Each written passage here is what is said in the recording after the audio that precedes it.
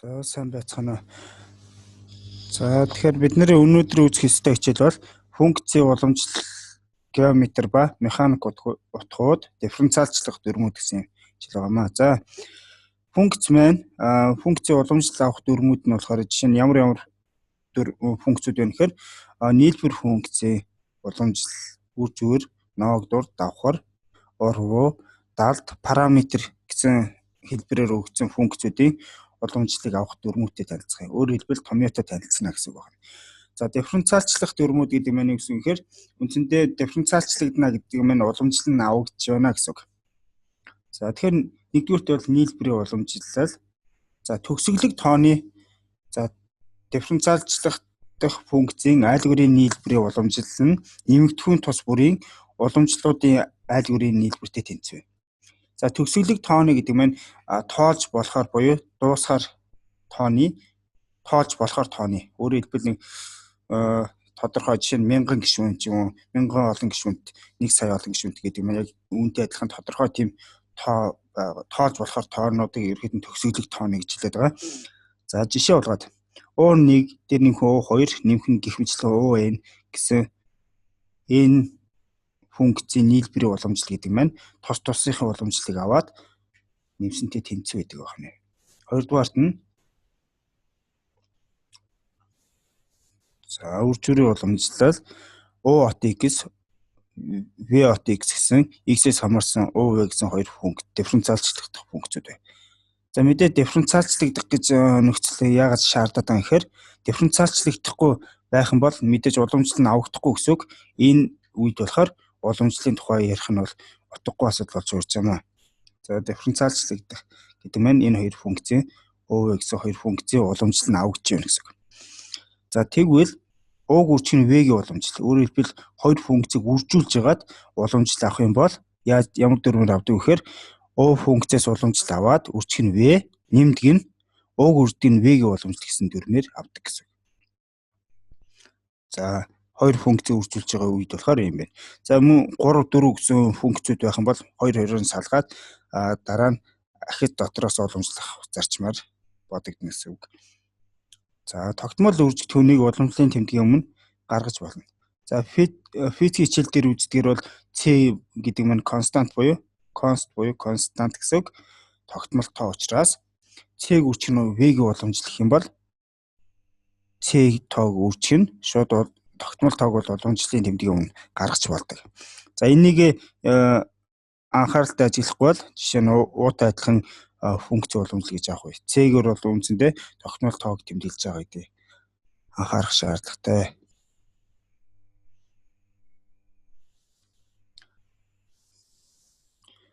За 3 дугаарт нь ноогдуур уламжлал байна. За ноогдуур уламжлал. За UN муу адилхан дифференциалчлагдах функцүүд вэ.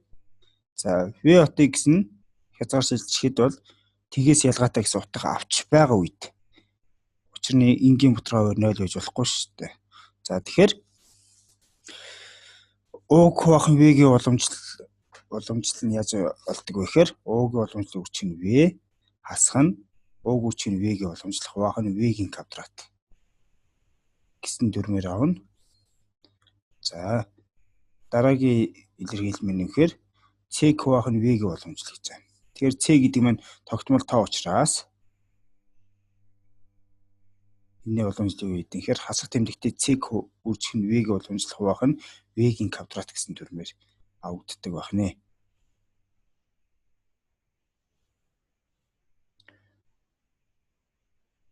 За давхар функцийн уламжлал. За x мууж дээр мууж гэдэг нь нэг тодорхой зааг байна. За мууж гэдэг ерөнхийдөө нэг хэмжээс докторгой дээр болохоор хэрчим гэж ойлгох хэрэгтэй. 2 хэмжээс докторгой дээр болохоор тойрог, 3 хэмжээс докторгой дээр болохоор энэ мань бөмбөлөг гэж ойлгох хэрэгтэй. Мууж гэдэг нь. Тэгэхээр хэдийн хэмжээс дээр ярьж байгаа гэдээс хамаарат энэ мань мууж гэдэг нь харилцан адилгүй юм болж байгаа гэдгийг анхаарах хэрэгтэй. За жишээ нь x мууж дээр тодорхойлогдсон UV гэсэн U гэсэн y гэсэн функц байна. F от V от x гэсэн функц байна. За энэ маань юу гэсэн хэрэг V от x f от z гэсэн хоёр функцийг угсархад өөрөөр хэлбэл энэ маань y гэсэн функц үүсэж байгаа. Өөрөөр хэлбэл f от x дээр phi от x дээр f от x-ийг угсархад энэ y маань функц байна үүсэж байгаа. За тэгвэл эндээс уламжлал авахтай яаж олох вэ гэхээр гаднаас нь уламжлал аваад үржигийн дотроос нь уламжлал авах зарчмаар үржүүлдэг. Жишээ нь 3 давхар функц дээр ч гэсэн энэ зарчмыг баримтлан тэр үтгэл бүр n давхар функц дээр гаднаас нь уламжлал авах зарчмаар эцсийн хамгийн дотор байгаа функцээс хамгийн сүүлд нь уламжлал авч үржүүлснээр уг уламжлал авах үйлдэл дуусна.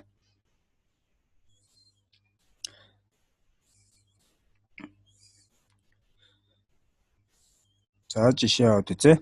За cosine квадрат x гэсэн функц байна.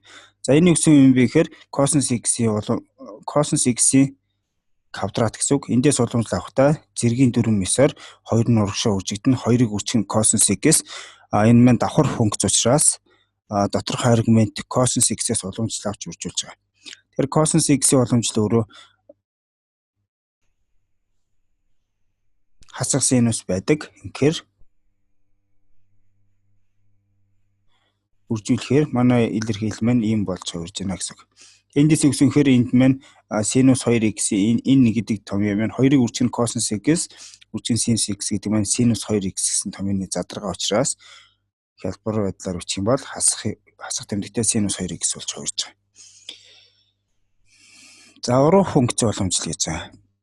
За жишээ нь y тэнцүү f от x-ийн дифференциалчлах бөгөөд f от x функцийн уламжлал нь тгээс ялгаатай байхаас гадна x нь g от y. Өөрөөр хэлбэл x y-ийн уруу функцүүд байх юм бол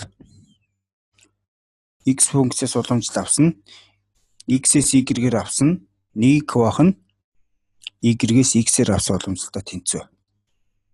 За жишээ нь y тэнцүү arc cosine x функцийн уламжлалыг байна. За тэгэхээр arc cosine x функцийн уламжлал нь болохоор cosine x гэсэн функц байгаа. За тэгэхээр x нь x-ээр cosine y-ийг тэмдэглэх юм бол за x-ээс y-гээр нь уламжлал авсан нь болохоор өөрөөр хэлбэл хасах тэмдэгтээ синус y буюу хасах тэмдэгтээ язгуурдаар 1-ээс хасах cosine квадрат y байгаа. За яг энэ томьёог ашиглах юм бол за уруу функцийн уламжлал авдаг томьёог ашиглах юм бол 1 квах нь x-ээс y-гээр авсан уламжлал буюу манай энэ илэрхийлэл маань орж ирж байна гэсэн үг. Тэгэхээр одоо эндээ бид нэр яасан гэхээр y-ийн оронд гэсэнхээр энд arc cosine x тавигдж байгаа. Ягаад тэгэхээр энэ манай энэ илэрхийлэлт маань y тэнцүү arc cosine гэж учраас. За ингээд тавигдлаа. Эндээс харахад бол cosine arc cosine гэдэг маань x-ийн квадраттай гэсэн үг. Cosine arc cosine x гэдэг маань x гарна гаднаа квадраттай учраас x-ийн квадрат гэсэн үг. Энд чинь нэг талаасаа манай arc cosine x-ийн уламжлал гэдэг маань ийм илэрхийлэл гарч ирж байна гэсэн санааг илэрхийлж байна.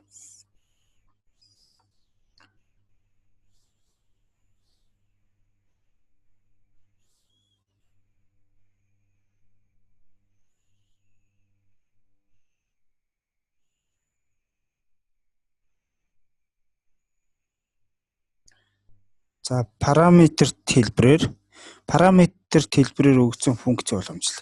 За параметр гэдэг нь хувьсгчаас өөр үсэг агуулсан бол уг илэрхийлэг параметртэй байна гэж яриад байгаа. За тэгэхээр жишээ нь энэ дээр x нь phi от t, y нь psi от t гэсэн хоёр тэгшлэлээр өгөгдсөн функц байна. За тэгвэл эндээс y-гээс x-ээр нь уламжлал авах буюу ер нь уламжлал нь яаж болж байгаа нэхээр тусаас нь шууд уламжлал авсантай тэнцүү байдаг. Хоёулаа t гэсэн параметраас хамаарч ивэл шууд тусаас нь t гэсэн хувьсгчаар нь уламжлал авах нэ.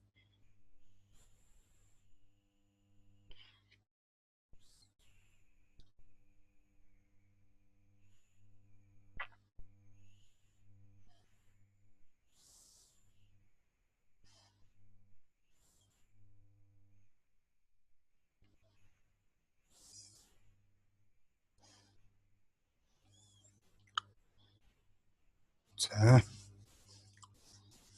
За. Функцийн уламжлалын геометр ба механик утга. За энэ дээр юу гэсэн гэхээр y тэнцүү f бот x тэгштэлээр өгсөн x 0 гэсэн абсцистай цэгц татсан шүргчийн OX-д үүсэх өнцг нь альфа бол f бот штрих x 0 гэдэг нь тангс альфа байдаг. За өөрөөр хэлбэл юу гэсэн гэхээр энэ абсцисс тэнхлэгтээ үүсгэж байгаа өнцгийг болохоор эрийг өнцгийг болохоор альфа гэдэг юм хэлж байгаа. Энэ мань гэсэн хэрэг уг функцээс уламжлал аваад x0 гэсэн утгыг уг уламжлал авсан функцэд орлуулахад тэр нь өнцгийн коэффициент буюу тангас альфа гарч ирнэ. За тэгэхээр энэ дээр бол шүргчийн тэгштилийн гаргалгаа байна. Шүргчийн тэгштил гэдэг нь y-гээс ассан y0 тэнцүү f бот штрих x0 буюу тангас альфа үүсгэх нь x-ээс ассан x0 байдгаа гэсэн үг.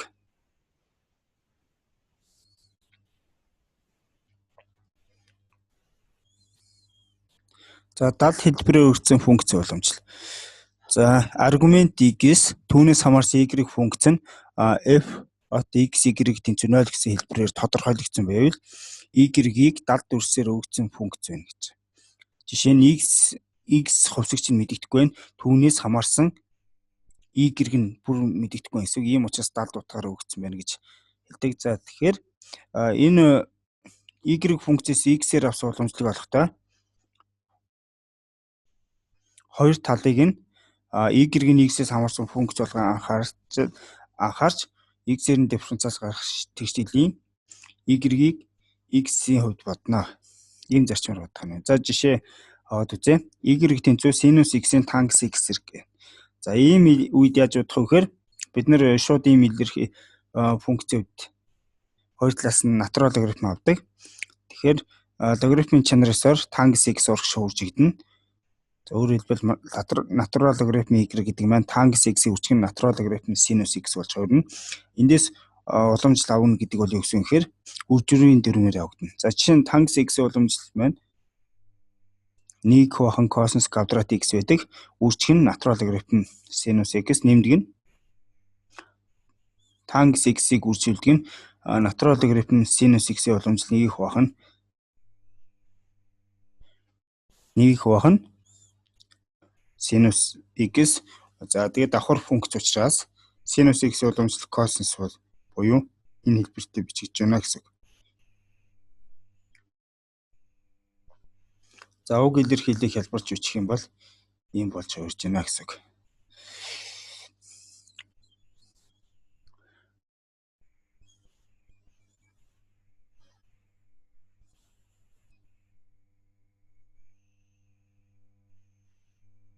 За үүнээс бид одоо энэ y гэдэг маань юутай тэнцвэр юм бэ гэхээр y гэдэг маань манай анхны синус x-ийн тангас x зэрэг байгаа учраас энэ илэрхийллийг энд орлууллаа. За бид нэр юг олох ёстой гэхээр энэ y-ийн штрих буюу y функцийг олох ёстой. Тэгэхээр энийг эндээс пропорцийн чанар ашиглах юм бол синус x-ийн үржих нь синус x-ийн тангас x зэрэг үржих нь y дээр нэмэх нь за 1 бахан косинус квадрат x гэдэг маань секанс квадрат x гэсэн үг. Энийг үрждэг нь натурал логарифм синус x. Өөрөөр хэлбэл бидний олох ёстой уламжлал гэдэг маань ийм зүйл болж хувирж байна гэсэн үг байна.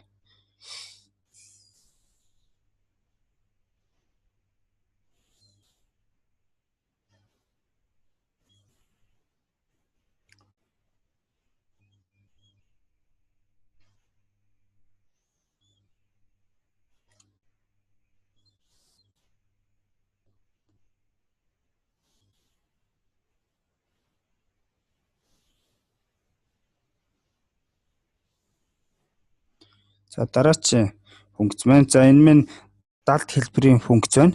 За тэгэхээр эндээс уламжлал авахтай яах вэ гэхээр за ахмад гишүүний зэрэг нь болохоор 2 байна. Тэгэхээр эндээс үндсэндээ y-гээр нь 2 дугаар зэрэг уламжлал авна гэсэн үг.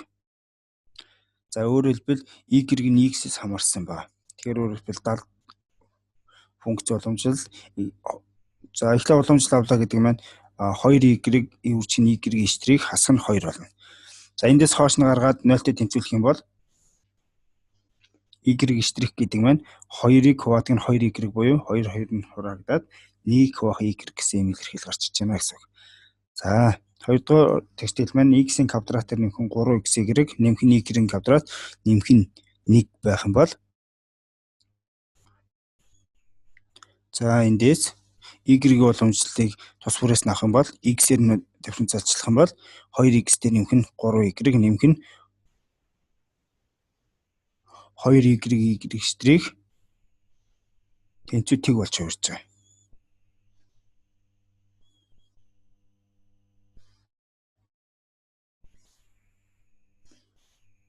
За эндээс бид нэр олох ёстой илэрхийлэл буюу уламжлал маань 2x дээр нэмэх нь 3y хувадаг нь 3x дээр нэмэх нь 2y гэж байна. За x-ийн квадратаар нэмэх нь 2x квадрат нэмэх нь 3y-ийн 4 зэрэг тэнцүү 6 мөрийн хасах 1 нэмэх 1 хасах 1 зэг татсан шүрэгч ба нормал тэгштэйлээ бичээ. За жишээ болгоод энэ шүрэгчийн тэгштэйлийн тайлбарлая. За далд функцийн дифференциалчлах дүрмийг хэрэглэх юм бол за эндээс давхар функцийн уламжлал авахаар далд функцийн уламжлал авахаар 2x дээр нэмэх нь x нь хувьсыг тооцохоор y квадрат маань y маань зүгээр тоо гэж тооцогдно. Ийм учраас 2y-ийн квадрат нэмэх нь 4 y-ийн x үржих y штрих нэмэх нь 12-ийн үржих нь y-ийн 3 зэрэг үржих нь y штрих гэсэн. За эндээс y штрих болох юм бол юм болж байна. За уламжлалын x-ийн оронд x0 гэсэн утга буюу 1 гэсэн утгаар оруулахад манай өнцгийн коэффициент буюу тангс альфа минь 4-ний 1 болж байна. Эндээс шүрэгчийн тэгштэйлээ бичих юм бол ийм болж хувирна гэсэн үг. За үүнтэй адилхан нормалын тэгштэйл гэдэг маань за энэ k гэсэн тоогоор үржүүлээд бичгээр өөрөөр хэлбэл юу гэхээр шүрэгчийн тэгштэйл гэдэг нь шулууны параметр тэгштэйлийн өөр нэгэн хэлбэр учраас нормал гэсэн хэмжигтүүнээр үржүүлж бичиж гарна гэсэн үг. За логарифмын дифференциалчлах. Өөрөөр хэлбэл зарим функцийн хувьд болохоор шууд уламжлал авахд маш их төвөгтэй байдаг. Ийм байдлаас гарахын тулд зарим бодлогын хувьд логарифм аваад үүний дараа уг функцийн уламжлалыг олох нь арай хялбар байдаг. За тэгэхээр жишээ нь энэ дэлгэсэн дээрх функц рүү анхаарал хандуулъя. За тэгэхээр энэ шууд уламжлал авна гэдэг маань нэгдүгürt ног 4 уламжлал авагдаа. Тэгээд ног 4 дотор давхар функц учраас давхрын давхар функцуд 3 4 давхар функц байгаа учраас энэ бол маш их төвөгтэй. Эндээс шууд уламжлал аваад хоёулаас нь логарифм авах юм бол маш хялбар болж хувирж байгаа. За эндээс ерөнхийдөө манай функцийн уламжлал маань ийм зүйл болж байгаа. За энэ маань эдгээр их урт бодол юм шиг харагдаж байгаа боловч шууд хаз бодсноос энэ маань хамаагүй хялбар гэдгийг анхаарах хэрэгтэй.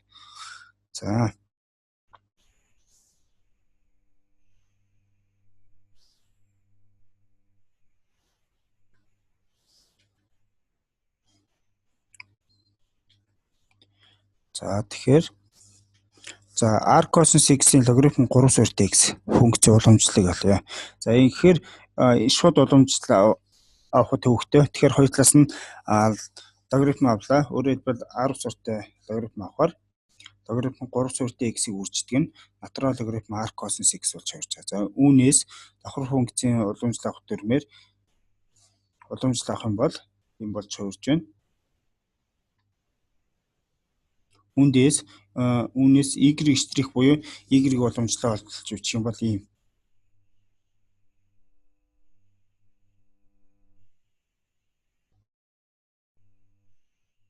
Энэ илэрхийлэл болж хувирж байна гэсэн үг.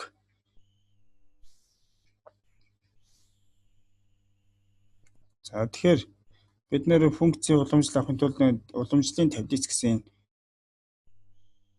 таблицыг мэдчих хэвээр. Энэ маань юу гэсэнхээр тогтмол хэрэглэгдэх функцүүдийн уламжлалыг хүснэгт байдлаар үзүүлсэн юм таблиц байгаа.